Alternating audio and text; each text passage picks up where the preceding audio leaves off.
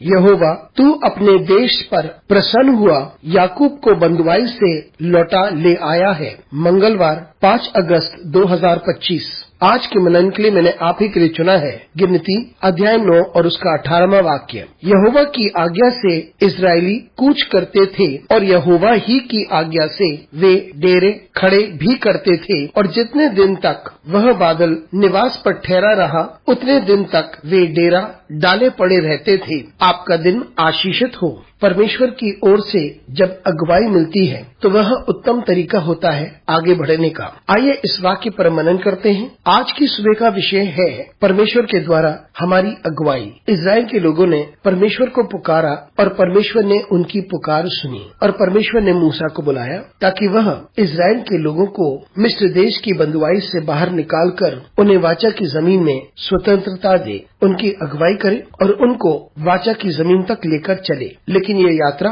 आसान नहीं थी। उन्हें रेगिस्तान से होकर जाना था, क्योंकि उन्होंने आज्ञाओं का पालन नहीं किया और क्योंकि उन्होंने परमेश्वर पर भरोसा नहीं किया। लेकिन लोगों की सामर्थ को देखा और इस सामर्थ को देखकर वे भयभीत हुए, इसलिए उन्हें रेगिस्तान में 40 साल तक घूमना पड़ा। लेकिन रेगिस्तान में परमेश्वर ने उनकी देखभाल की और उन्हें मन्ना खिलाया। परमेश्वर ने उनकी अगुवाई बादल और आग के द्वारा की। परमेश्वर ने उनसे कहा कि वे एक तंबू का निर्माण करें, और वहाँ परमेश्वर मूसा से बात करता था। जब बादल इस तंबू पर बस जाता था तो लोग वहीं डेरा बना लेते थे, लेकिन जब बादल उठता था वे भी आगे बढ़ जाते थे। परमेश्वर द्वारा उनकी अगुवाई हुई कि उन्हें कहाँ डेरा लगाना था और कब आगे बढ़ जाना था। इस्राएल के लोगों को इसके पीछे चलना था और इस प्रकार से वे वाचा की जमीन पर पहुंच जाते। कुछ जगह पर वे महीने और साल तक बसे रहते, और कुछ ऐसे समय भी आए जब वे आगे बढ़ते रहे। परमेश्वर ने उन्हें सारी कठिनाइयों से बाहर निकाला। मित्रों, परमेश्वर हमारी भी अगुवाई करता है।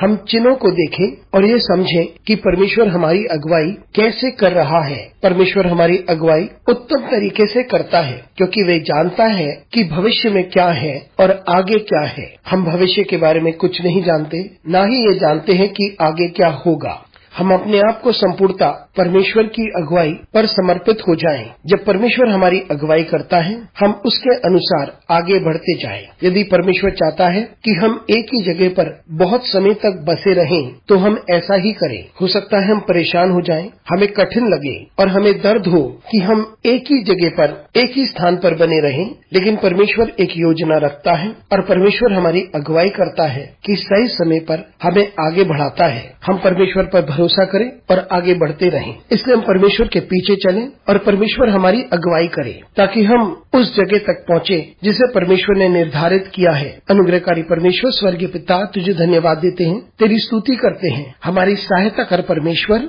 कि हम तुझ पर भरोसा करें और तेरी अगुवाई के अनुसार हम आगे बढ़ते जाएं। यीशु मसीह के नाम से मांगते हैं, आमीन।